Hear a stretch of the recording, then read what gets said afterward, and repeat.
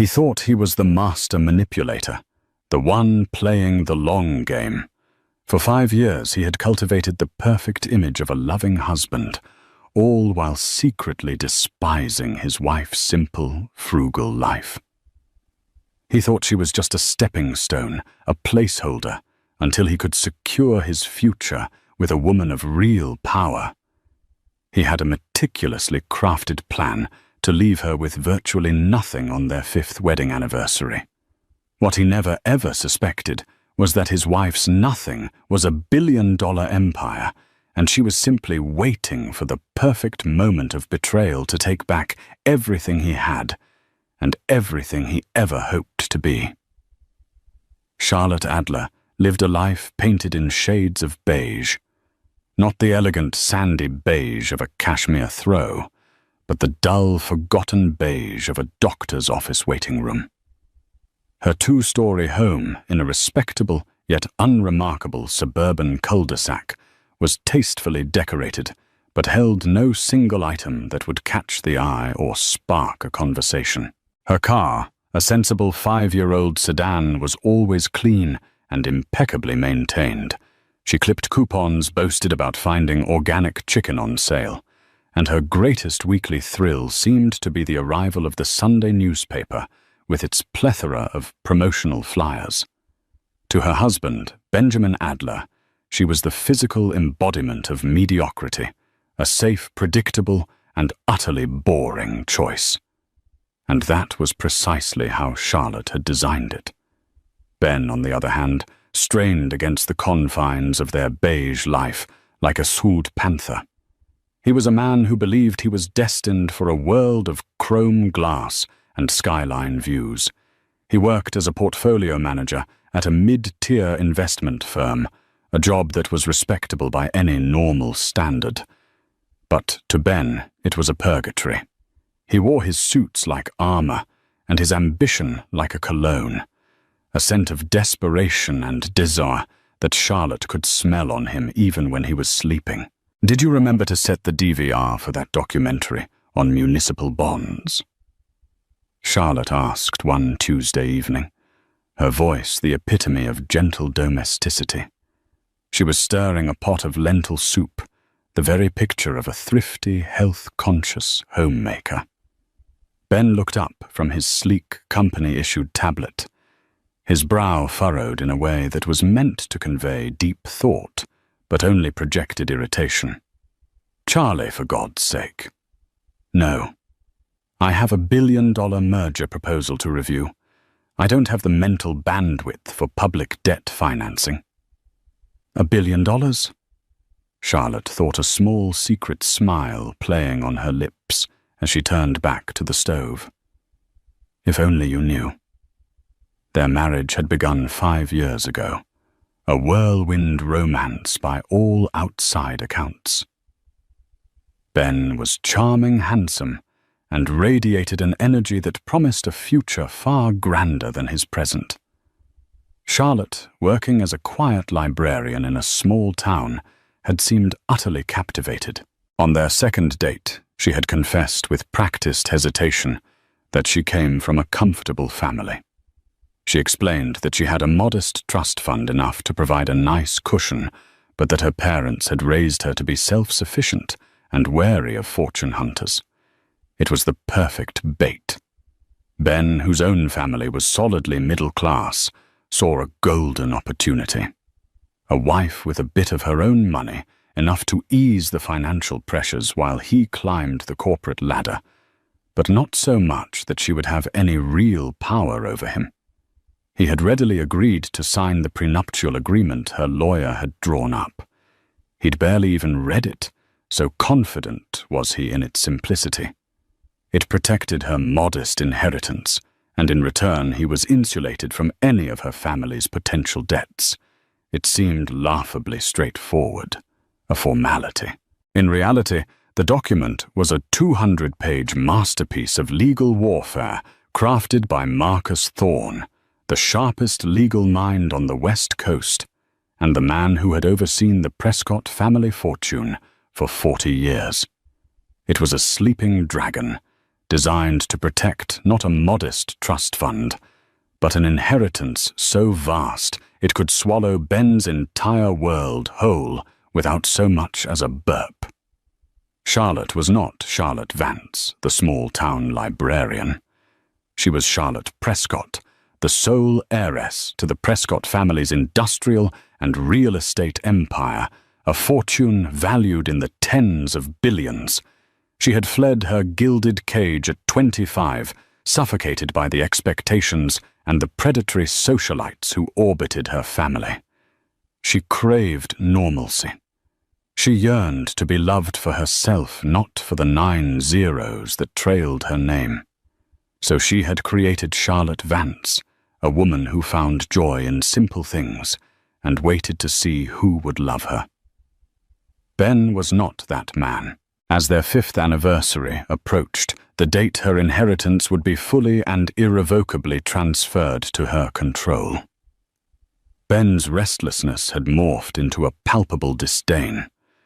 He was more critical, more distant. He scoffed at her budget spreadsheets and rolled his eyes when she suggested a weekend camping trip instead of a lavish resort.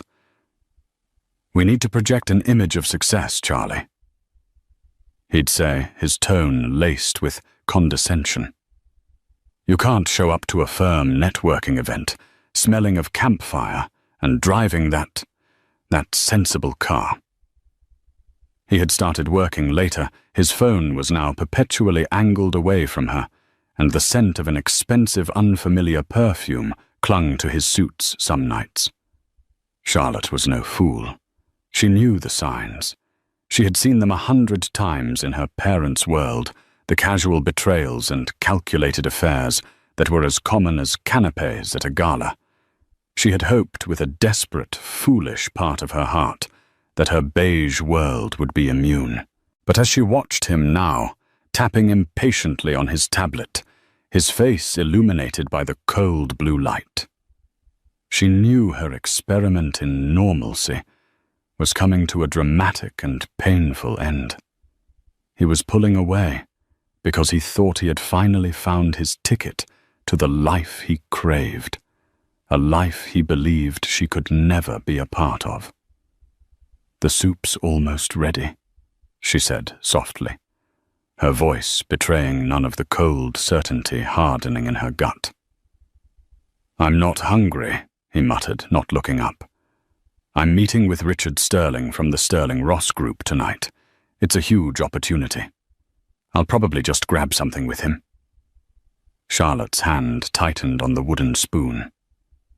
Sterling Ross, the biggest rival to her family's primary investment division, and she knew for a fact that Richard Sterling, a notorious corporate shark, did not do business dinners with mid-level portfolio managers. But his daughter, Sophia Rossi, certainly did. Sophia, a sleek, ambitious brunette whose social media was a curated gallery of exclusive parties and high-powered connections. Sophia, whose father ran the Ross half of Sterling Ross. Charlotte felt a familiar icy calm settle over her. It was the Prescott calm, the unnerving stillness her grandfather was famous for, right before he orchestrated a hostile takeover. The act was over. Ben had made his move. He just didn't realize he was playing checkers while she was about to overturn the entire chessboard. "Okay, honey," she said, her voice as smooth as silk. "Don't work too hard. I'll just leave some in the fridge for you." He grunted in response, already lost in his world of ambition and deceit. He didn't see the look in his wife's eyes. The beige was gone. In its place was the cold, hard glint of polished steel. The game was on. The next 2 weeks were a masterclass in deception. Charlotte played the part of the slightly worried, slightly clueless wife to perfection. She packed his lunches, fretted over him working too hard, and asked just enough naive questions about his big deal with Sterling Ross to reinforce his belief in her ignorance. Inside, she was a tightly coiled spring of fury and focus. Every night after he fell asleep, she would retreat to her small home office, the one he called her hobby room, and transform from Charlotte Adler suburban homemaker into Charlotte Prescott corporate strategist. Her old password-protected laptop, a relic from her past life that Ben mistook for a sentimental piece of junk, became her command center. The Prescott empire wasn't just old money. It was smart money. It had diversified, evolved, and its intelligence network was formidable. A few encrypted emails to Marcus Thorne set the wheels in motion. Within days, she had a complete dossier on Ben's life outside their beige walls. The file was clinical brutal and confirmed everything. It contained restaurant receipts, hotel bookings under his corporate card, and discreet photographs of Ben with Sophia Rossi. They weren't just meeting. They were a couple laughing intimately over candlelit dinners, his hand possessively on her back. Sophia was everything Charlotte pretended not to be, bold, dripping in designer labels, and radiating a shark-like ambition that mirrored Ben's own. The most damning piece of evidence was a transcript of a conversation from a listening device one of Marcus's investigators had placed in Ben's car. It was from 3 days prior. Sophia's voice smooth and amused. "I still can't believe you've lasted 5 years with that beige little mouse. Does she really still think your last name is your biggest asset?" Ben's laugh, a sound that made Charlotte's blood run cold. "Patience, my love. That was always the deal I made with myself." 5 years. The prenup is ironclad, about protecting her little nest egg. But after 5 years of marriage, the communal property laws kick in. The timing with our anniversary and this merger, it's perfect.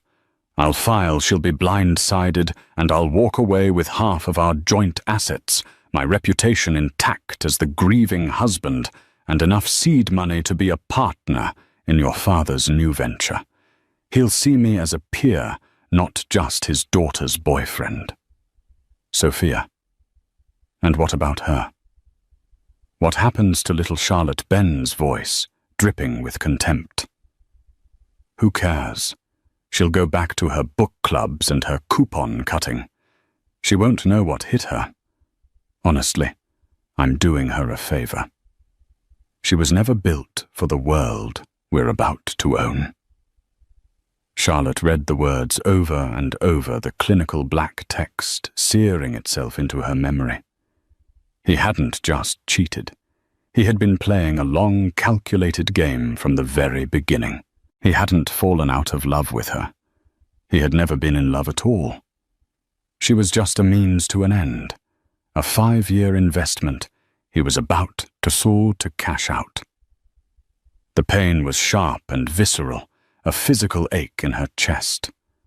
The little bit of hope she'd harbored, the hope that some part of their life had been real, evaporated, leaving behind a cold, hard vacuum. And then the vacuum was filled with rage, a pure, undiluted Prescott rage. The final piece of the puzzle, the one that made her gasp, came from Marcus's deep dive into Ben's work computer. Ben had been using his position at his firm to funnel sensitive data about their clients to Richard Sterling, Sophia's father. He wasn't just planning to join Sterling Ross. He was actively sabotaging his current employer to prove his value to his future one. He was committing corporate espionage. It was reckless, arrogant, and criminally stupid. He was so sure of his own genius that he couldn't see the cliff edge he was sprinting towards. The anniversary was a week away. Ben was becoming more brazen, his stories about late nights at the office more elaborate. He had already started the narrative of their growing apart, making subtle comments to their few mutual acquaintances about how Charlotte's lack of ambition was a real challenge for him. He was laying the groundwork for his role as the victim. The moment of truth came on a Thursday night, the day before their 5th anniversary. Ben came home late, smelling of wine and Sophia's perfume. He found Charlotte in the living room, a photo album open on her lap. "Hey," he said, his voice artificially gentle. "Look at you getting all nostalgic." "I was just thinking," Charlotte said, her voice quiet and steady. She looked up at him, her eyes searching his. 5 years. It feels like a lifetime ago, doesn't it? Ben put his briefcase down, a predatory pity in his eyes. This was it. The perfect opening. He could start the talk now, the gentle, compassionate speech he had been rehearsing for weeks. "Charlie, we need to talk."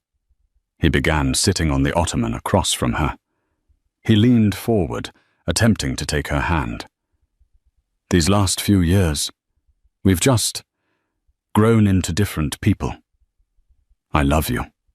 I will always love the woman I married, but I'm not sure I'm the man who can make you happy anymore." Every word was a perfectly delivered lie. Charlotte let him continue, letting him spin his web of compassionate deceit. He talked about his dreams, his ambitions, and how he felt he was holding her back from a simpler life she deserved. It was a masterpiece of self-serving nonsense. She waited until he had finished, until the silence in the room was heavy with his false sincerity.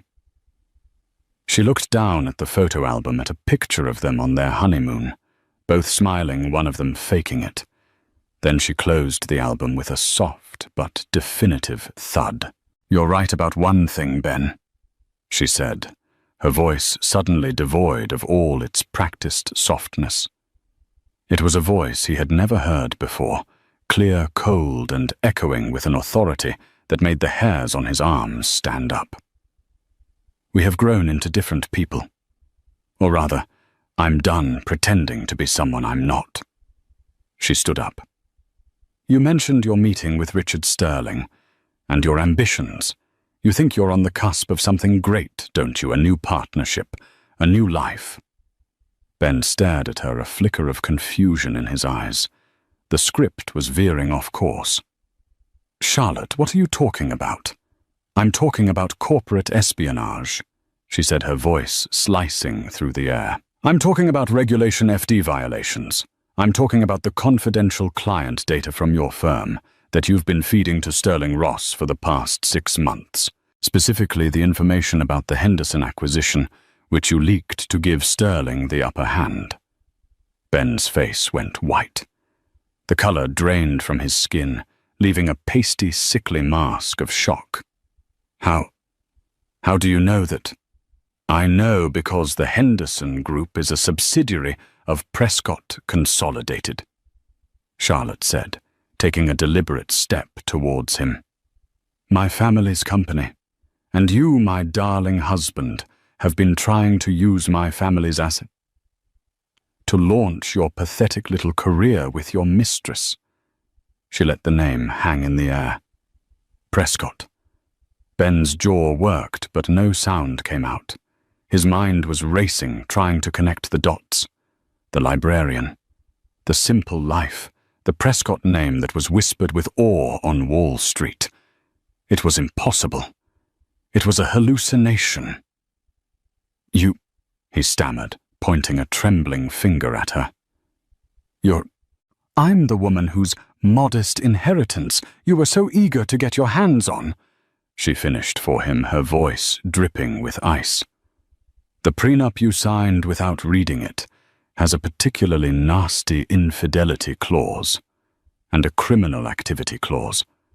As of this moment, every joint account is frozen. The locks on this house will be changed in the morning. A team of forensic accountants is already tearing through every financial transaction you've ever made." She walked to the front door and opened it, letting the cool night air spill into the beige room. "You said you were doing me a favor," she said, her eyes boring into his. So I'm going to do one for you. I'm giving you a 5-minute head start before Marcus Thorne calls the SEC and the district attorney. I'd suggest you use it. The world you're about to own. It's a 6-by-8-foot cell. Now get out of my house. Ben stumbled out into the night, his world shattered into a million unrecognizable pieces. The quiet suburban street, once a symbol of his frustrating mediocrity, now looked like the last outpost of a life that was already gone. He fumbled for his phone, his hands shaking so badly he could barely unlock it. He needed to call Sophia. He needed to call his lawyer. He needed to wake up from this nightmare. But as he stared at the screen, a new email notification popped up. The sender was anonymous, but the subject line was a single word: consequences. He opened it. Attached was a single, high-resolution photograph. It was of him and Sophia taken just hours ago, sitting at a secluded table at the city's most exclusive restaurant. They were clinking champagne glasses, a triumphant toast to their future. But that wasn't the shocking part. The photo was time-stamped, and in the background, sitting at the bar and looking directly at the camera with a faint, knowing smile, was a man Ben recognized from financial news covers Richard Sterling, Sophia's father. Beneath the photo was a short line of text. He knew. He was using you, too. The realization hit Ben like a physical blow. Sterling wasn't bringing him in as a partner. He was using Ben's reckless ambition to gather illegal intel on a competitor. Once the deal was done, Sterling would have cut him loose, leaving him to take the fall. Sophia, her father's daughter, was likely in on it. He wasn't the player. He was the pawn being moved by two different queens on the same board. He had been outmaneuvered from every possible angle. His phone rang, but it wasn't Sophia. The caller ID read Marcus Thorne. Ben let it go to voicemail, his heart hammering against his ribs. He was trapped, utterly and completely trapped. Meanwhile, back inside the house, Charlotte sank onto the sofa, the adrenaline finally beginning to recede, leaving a hollow ache in its wake. The confrontation had been clinical precise, but it hadn't erased 5 years of shared memories, however false they may have been. The grief was real, not for the man Ben was, but for the man she had desperately wanted him to be. She picked up her own phone and dialed a number she knew by heart. "It's done, Marcus," she said, her voice trembling slightly for the first time that night. I saw came the calm, reassuring voice of Marcus Thorne. "The trackers on his car and phone are active. He's currently hyperventilating in his sedan at the end of the street. Phase 1 is complete." "How are you, Charlotte?" "I'm tired," she admitted. "I'm tired of being Charlotte Adler." "Then it's time for Charlotte Prescott to come home," Marcus said gently. "The jet is fueled. It will be at the private airfield in 2 hours. Your bags are already packed." Charlotte looked around the beige living room. It was a stage set, and the play was over. Each item, the sensible lamp, the generic art, the comfortable but uninspired sofa, was a prop in a life she had constructed as a shield. But the shield had been pierced, and now it was time to pick up the sword. "I'll be there, Marcus. And thank you." "It's my honor," he replied. "Your grandfather would be immensely proud of how you've handled this. He always said you had more steel in you than the rest of the family combined." Hanging up, Charlotte walked through the house one last time.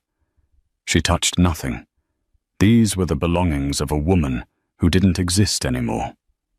She went upstairs to the master bedroom and opened a closet that Ben had always ignored, one filled with what he thought were her out-of-season clothes. Behind a false panel at the back was her real wardrobe, She pulled out a pair of tailored wool trousers, a silk blouse, and a timeless cashmere coat. The clothes felt like a second skin. In the adjoining bathroom, she wiped away the minimal, natural-looking makeup of Charlotte Adler and applied the subtle, confident look of Charlotte Prescott. When she looked in the mirror, the transformation was startling. The soft, unassuming librarian was gone. In her place was a woman with eyes that held the weight of a dynasty and a jaw set with unshakable resolve. An hour later, a sleek black car with tinted windows pulled silently into the driveway. A security detail, men she had known since she was a child, escorted her from the house without a word. As the car pulled away, she didn't look back. There was nothing there for her. The flight to the West Coast was smooth and silent. As the sprawling lights of her home city appeared below, she felt not a sense of dread, but of homecoming. The jet landed at a private Prescott family hangar, and as she descended the steps, Marcus Thorne was there to greet her, his expression a mixture of concern and pride.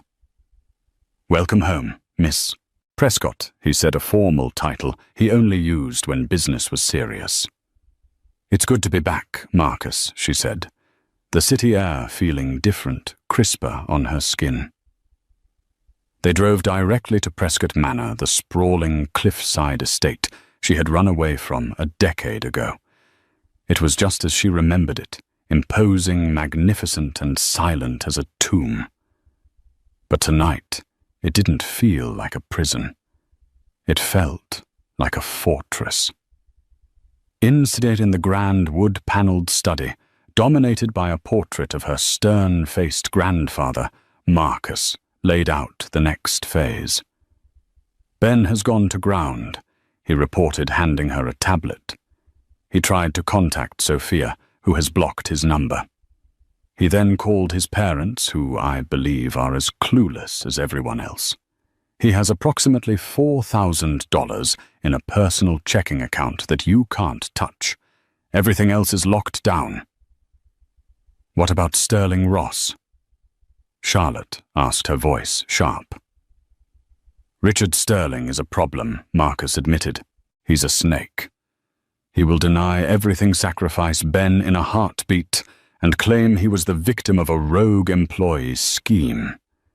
The SEC will investigate Ben, but Sterling will likely walk away unscathed unless we force his hand." "Then we force his hand," Charlotte said, without hesitation. "My goal is not just to punish Ben. It's to dismantle the entire corrupt framework that enabled him. Sterling Ross used my husband's greed to commit corporate espionage against my family's company. This wasn't just a betrayal of my marriage. It was an attack on my legacy." Marcus nodded, a grim smile on his face. This was the Charlotte he remembered. Sterling's entire deal, the one Ben was feeding him information for, hinges on acquiring the Henderson Group. Charlotte continued pacing the room. "He thinks he has the inside track. He doesn't know that we've been negotiating a counteroffer through a shell corporation for the past 2 months. Marcus raised an eyebrow. "A contingency plan." "A weapon," Charlotte corrected him. "Grandfather always said to have a loaded gun in every room. Our offer is 10% higher, fully financed, and ready to sign. Sterling is about to announce his triumphant acquisition at the annual Foundation for the Arts Gala in 3 days. It's the biggest society event of the year. He plans to be the king of the city." A cold, brilliant plan began to form in her mind, a plan worthy of the Prescott name. It was audacious, public, and utterly devastating. "Marcus," she said, turning to him, her eyes shining with a dangerous light. "I need you to get me a ticket to that gala, and I need you to arrange a meeting with the board of the Henderson Group for tomorrow morning. It's time to remind Mr. Sterling what happens when you try to poach from a Prescott." The ghost of Prescott Manor was back, and she was ready to haunt them all. The next 72 hours were a blur of calculated aggression, conducted not with shouting and threats, but with the quiet, lethal precision of a sniper. While Ben Adler was hiding out in a dingy motel on the outskirts of the city, frantically trying to find a lawyer who would even take his call, Charlotte Prescott was waging a war on multiple fronts from the opulent command center of her family's study. Her first move was the meeting with the Henderson Group's board. They were a conservative old guard company, spooked by the aggressive tactics of Richard Sterling. They had been leaning towards his offer purely because they believed it was the only serious one on the table.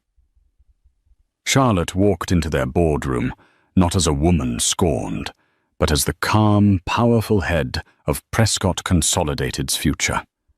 She didn't mention Ben or Sterling's underhanded tactics. Instead, she laid out a vision. She spoke of stability, long-term growth, and respecting their company's legacy.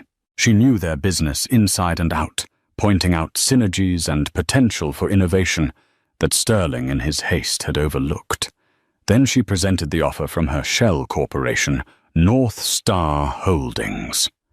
It was cleaned significantly higher and guaranteed the jobs of their senior management team, a key sticking point that Sterling had planned to ignore.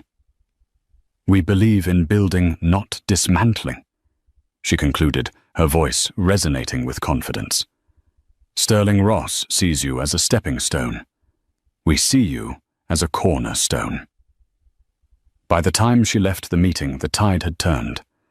The board was swayed. They agreed to accept the North Star offer, pending a final vote the next day, the afternoon of the gala.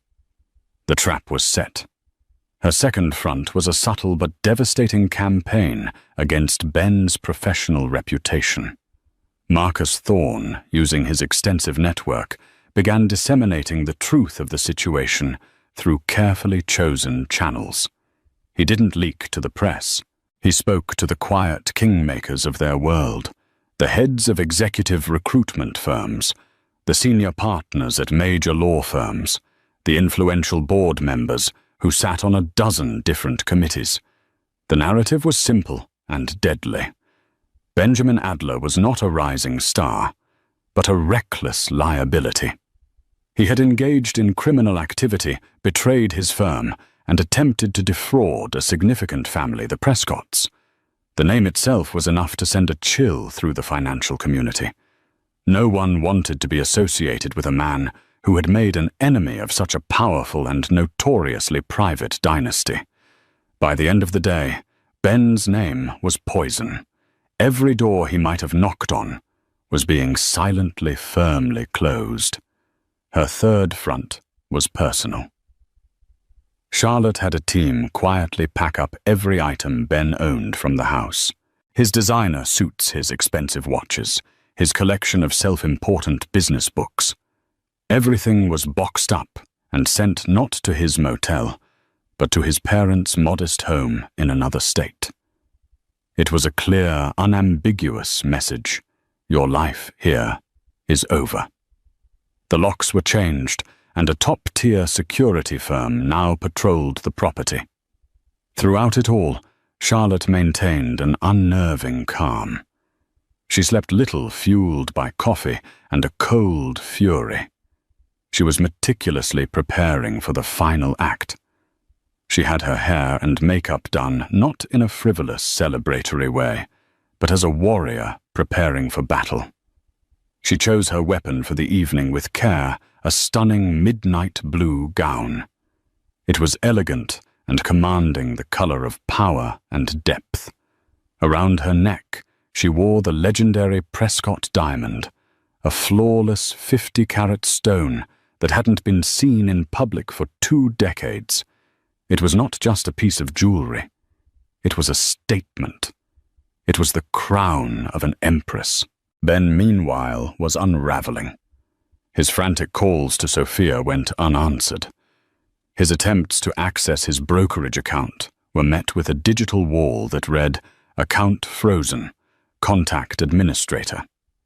When he finally reached a junior lawyer at his firm, the man's voice was cold. Ben, I can't officially advise you, but I can tell you that the partners know. They're calling an emergency meeting. The word is that the SEC has opened a formal investigation based on a tip from Marcus Thorne. You need to get a criminal defense attorney, now.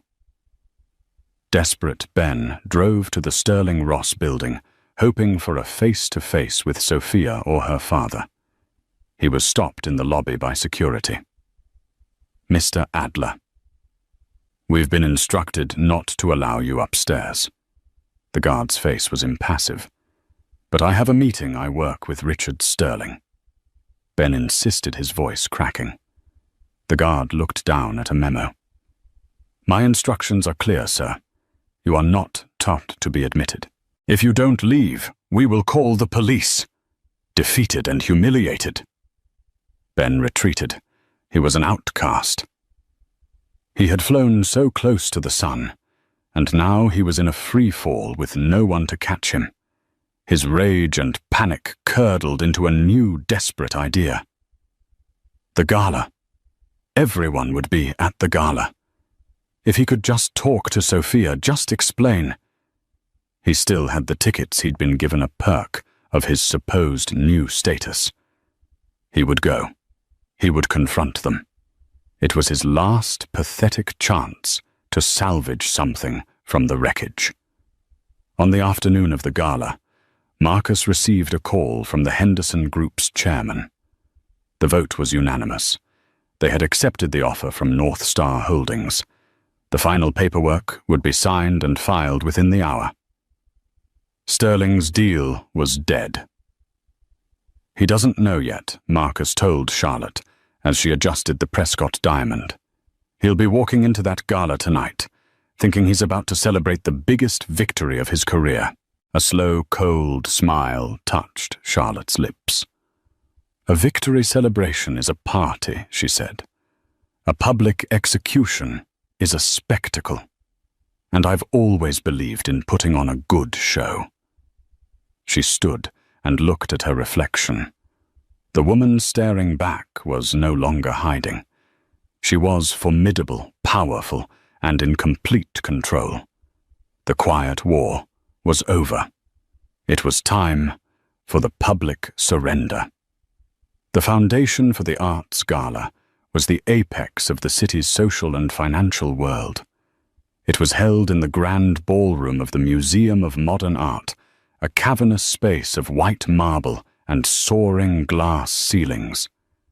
The air hummed with the sound of hushed power, the clinking of champagne flutes, and the murmur of billion-dollar deals being born and buried. Richard Sterling and his daughter Sophia Rossi were the undisputed king and princess of the evening. Sterling stood near the entrance, a smug, triumphant smile plastered on his face as he accepted congratulations from a fawning crowd. He was a lion holding court, basking in the glory of a kill he believed was his. Sophia was at his side, radiant in a blood-red dress, her eyes scanning the room with the proprietary air of someone who had just inherited the world. Ben Adler slipped into the event through a side entrance, looking disheveled and frantic. His suit was wrinkled, his face pale with sweat. He looked utterly out of place, a ghost at a feast. He spotted Sophia and started to push his way through the crowd, his movements clumsy and desperate. "Sophia!" He called out, his voice a raw plea. She turned, and her face for a fleeting moment registered shock. Then it hardened into a mask of pure, unadulterated contempt. "What are you doing here?" She hissed, her voice low and venomous. "You're a walking plague. Get away from me." "But our plan," Ben stammered. "Everything we worked for. My wife." "Your wife," Richard Sterling interjected, stepping smoothly between Ben and his daughter. His smile was gone, replaced by a look of icy dismissal. Son, your marital problems are your own. As for any plan, I think you'll find you were a temporary contractor whose services are no longer required. In fact, they have become a significant liability. Security. Before Ben could even process the betrayal, 2 large men in tuxedos had him by the arms, steering him firmly toward the exit.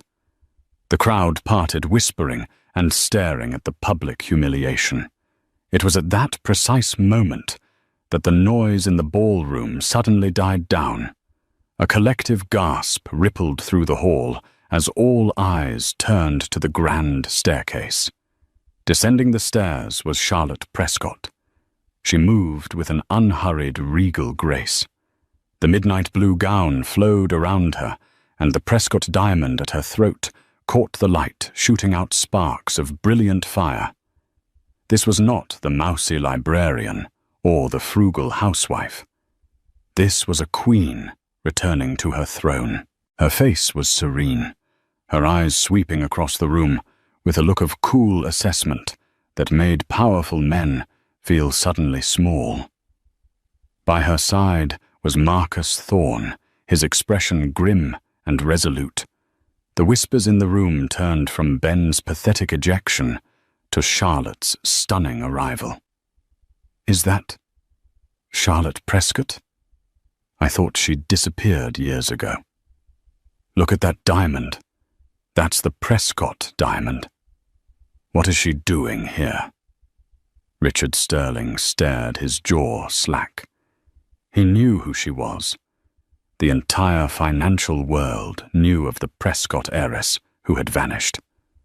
He looked from Charlotte's powerful, composed face to the pathetic sight of Ben being dragged away.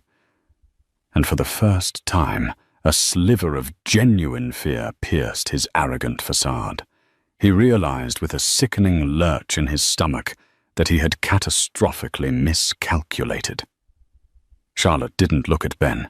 Her focus was solely on Sterling. She and Marcus descended the final steps and began walking directly toward him, the crowd parting before them like the Red Sea. "Richard," Charlotte said, her voice calm but carrying across the suddenly silent ballroom. "Congratulations. I hear you're in a celebratory mood tonight." Sterling forced a tight, unnatural smile. "Charlotte, what a surprise. It's been a long time. To what do we owe the honor?" "I just came to deliver some news," she said, stopping directly in front of him. She was close enough that only he and the surrounding few could hear her next words clearly. "As of 3 o'clock this afternoon, the Henderson Group's board voted unanimously to accept a superior offer. Your deal is dead." Sterling's face went ashen. "What? That's impossible. We had an agreement." "You had an assumption," Marcus Thorne corrected him, his voice like gravel. "Based on illegally obtained information from a compromised source. And that superior offer," Charlotte continued, her voice still a smooth, lethal whisper, "it came from North Star Holdings, a company I own. You were bidding against me, Richard, and you lost. You tried to use my family's stolen information to acquire a company, and in the end, you handed it directly to me on a silver platter." She let that sink in. The public humiliation was just the beginning. The financial devastation was the real blow. He had been played utterly and completely. Then she raised her voice slightly so that more of the avidly listening crowd could hear. "I also wanted to thank you personally, Richard, your star recruit over there." She gestured dismissively toward the door where Ben had disappeared, was so eager to impress you that he documented his every move, every illegal transfer of data, every meeting. My lawyers found it all terribly illuminating. I believe the term is evidence. The SEC is already in possession of it, but I'm sure they'll be in touch with you directly very soon." Richard Sterling stood frozen, his face a mottled mask of fury and shock. He was ruined. Not just financially, but his reputation was irrevocably shattered in front of the very people he sought to dominate. He had been publicly declawed by a woman he had never even considered a player on the board. Charlotte looked at Sophia, whose face was a picture of disbelief and horror. "And you?" Charlotte said, her voice losing its icy calm for a flicker of genuine pity. "You hitched your wagon to a fool. Learn this lesson: never trust a man who betrays one woman for another. His loyalty is not to a person, but to an opportunity. And you just became a very bad one." With that, she turned her back on them. She didn't need to see the aftermath. She had taken back everything. Not just her assets, but her name, her power, and her narrative. She and Marcus walked through the stunned ballroom, the whispers following them like a wave. She had not come to the gala to socialize or to celebrate. She had come to deliver a message. The Prescott dynasty was not to be trifled with. As she reached the grand entrance, she paused and looked out over the assembly of wealth and power. She had run from this world, once fearing it would consume her. Now she saw it for what it was, a game. And she knew with absolute certainty that she was born to win. The morning after the gala, the city awoke to a story far more scintillating than the usual society pages could offer. The tale of Charlotte Prescott's return was not just gossip, it was a financial earthquake. News outlets from the most respected financial journals to the most salacious online blogs scrambled to piece together the narrative.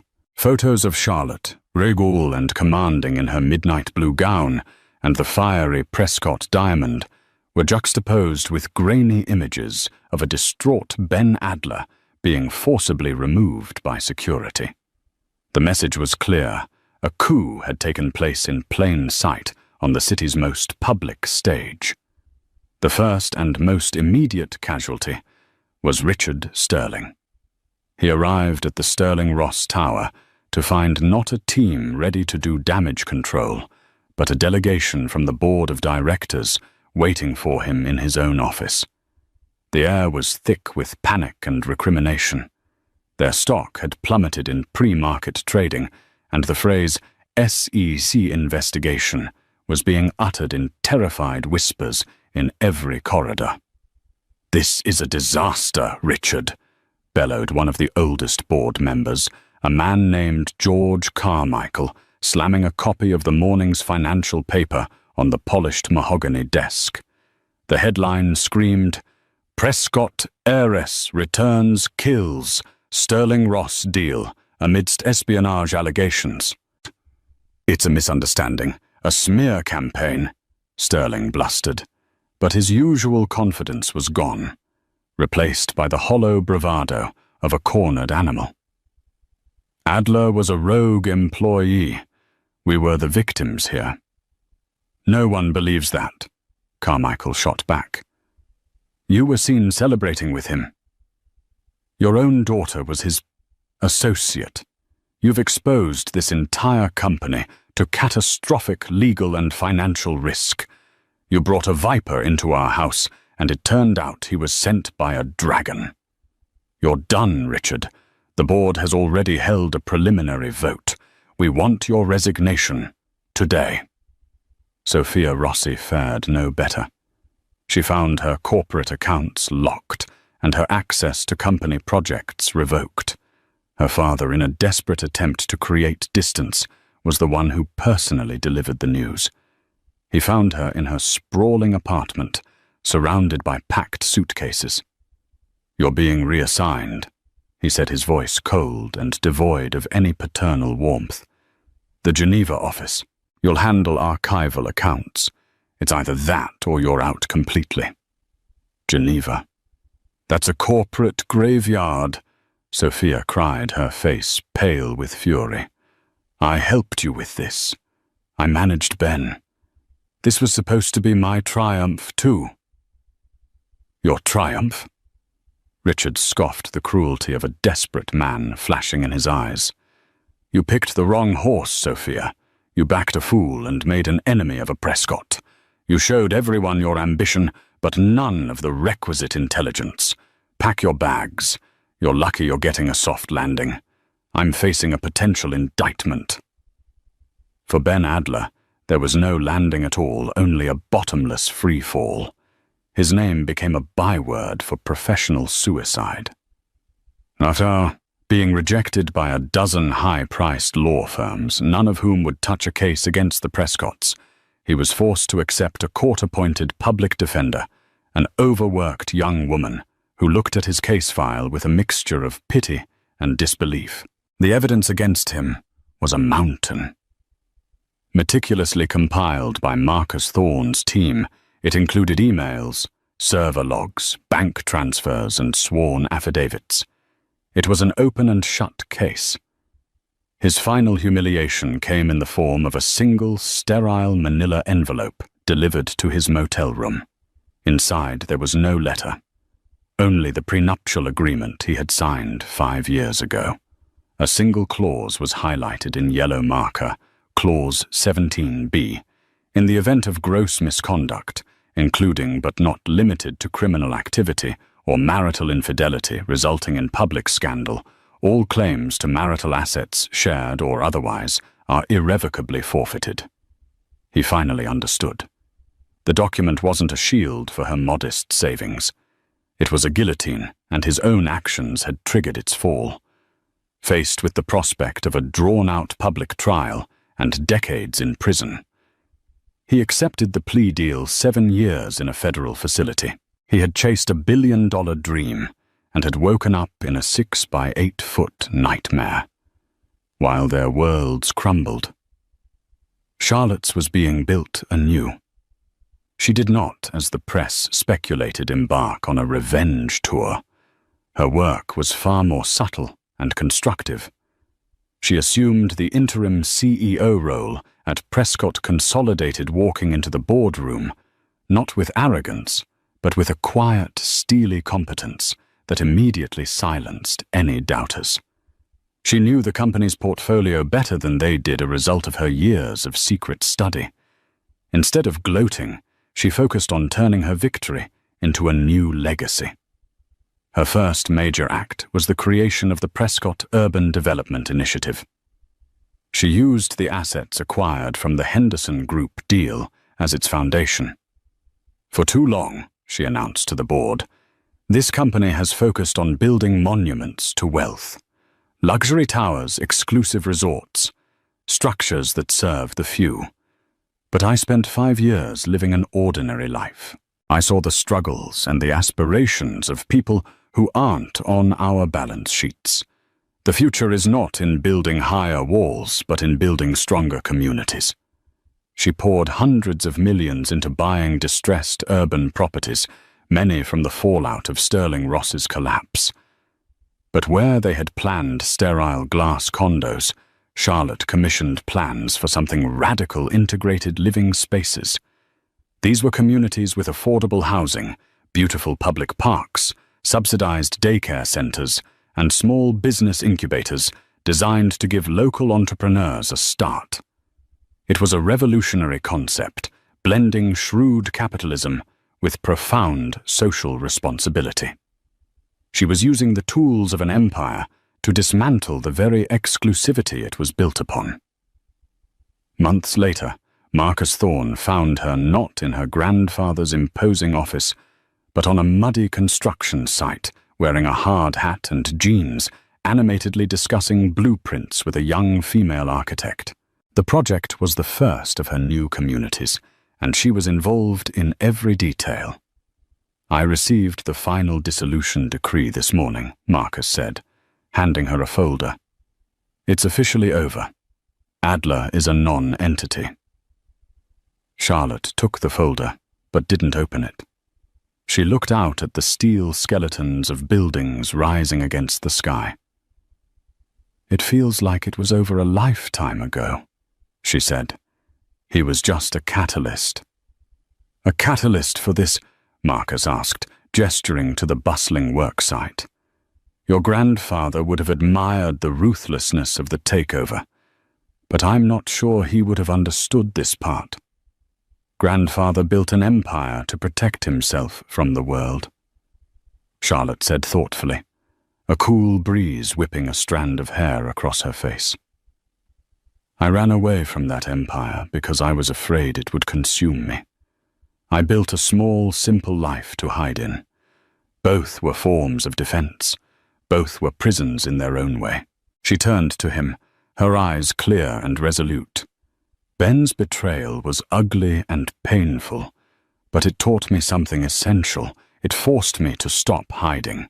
I realized that power isn't something to run from or hoard. It's a tool. You can use it to build walls, or you can use it to build bridges. He thought taking my money would give him power, but he was wrong. Real power is having the freedom and the vision to build a world you actually want to live in. She was no longer Charlotte Vance, the fearful runaway, or Charlotte Adler, the betrayed wife. She was Charlotte Prescott, standing in the heart of her new vision, not on the ashes of her revenge, but on the foundations of her reclaimed future. She had taken back everything, not just from the man who wronged her, but from the fears that had held her captive for a decade. And in doing so, she was building an empire greater and more meaningful than any fortune she had inherited. Charlotte's story is a powerful reminder that true strength isn't about the money you have, but the integrity you keep. It's a testament to the fact that the most dangerous opponent is the one you underestimate, and that a woman's quiet patience can be the calm before the most devastating storm. She played a part to find a genuine life, but when that life was revealed as a lie, she refused to be a victim. Instead, she became the victor, reclaiming her power, not with reckless emotion, but with cold, brilliant precision. If you were moved by Charlotte's incredible journey from a hidden heiress to a powerful queen of her own destiny, please show your support by hitting that like button. Share this video with someone who loves a story of epic real-life drama and ultimate revenge. And most importantly, subscribe to the channel and ring that notification bell so you don't miss our next story. What would you have done in Charlotte's position? Let us know in the comments below. So words change, is my point, like the word handicapped. Right? Again, traditionally, that was the politically correct term, the all-inclusive term for cripples and shit, right? But then they went, no, we want to be disabled. They didn't want to be disabled. They said, we want to be referred to as disabled. We don't like the term handicapped anymore. Stop using it. Say disabled. And we went, okay, fine. And that's great. Just tell me the rules. And in fact, I'm a stickler for the rules. Like, if I was on a beach and a woman came running up and went, help, help, my handicapped toddler's drowning, I'd go, sorry, you're what, love? What? My handicapped toddler's drowning, he can't swim. Whoa, do you mean your disabled toddler is drowning? She'd go, yeah. I go, right, well, it's, oh, dead. Wasted too much time being woke, didn't I? Well, I am woke now, and I can prove it. Here you go. I love illegal immigrants. Yeah, sue me now. Sometimes I go down to Dover for the day, right? And I look out, right? I look for a boat, and I see a dinghy with about 60 of them, and I go over here, like, right? And I pull them into shore, and I go, women and children first. They go, there are no women and children. Just you lads, is it? Just, come on, lads. Come on, lads. If I go down there one day and there's no boat, I am absolutely fucking gutted. I just sort of wander into town, and I stand by the traffic lights, and I wait for a big lorry to pull up, right? And I look underneath, and there's a lad sort of clutching like that. And I go, where you headed? And he goes, Gary Lineker's house. I go, it's just down there.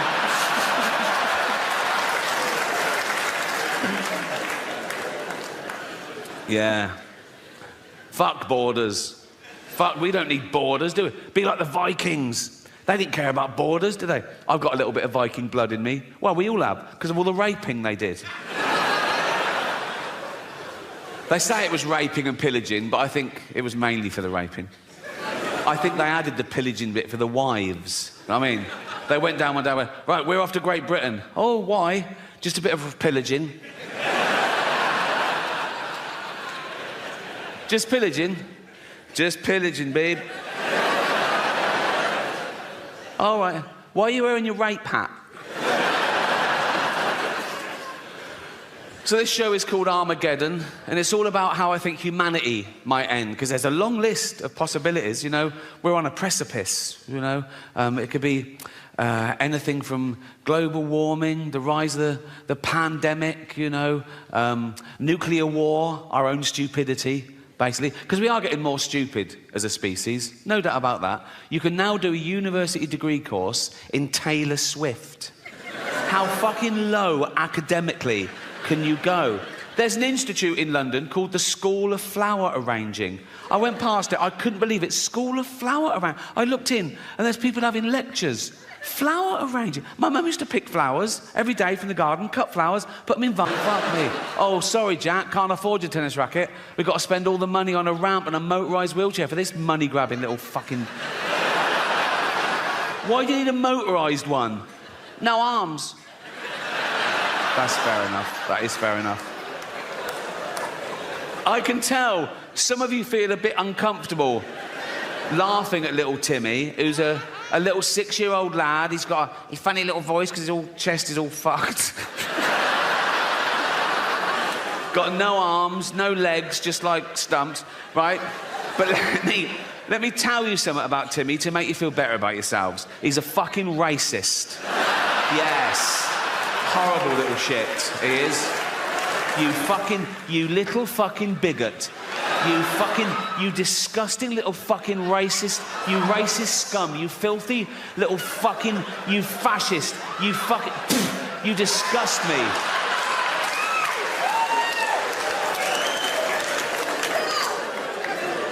Homophobic? Yeah. He's like, they're not like us. Nothing's like you disgusting little fucking, you prejudiced little piece of, you ball of hate. You disgusting little fucking racist homophobe. I wish we'd had a scan. You absolute,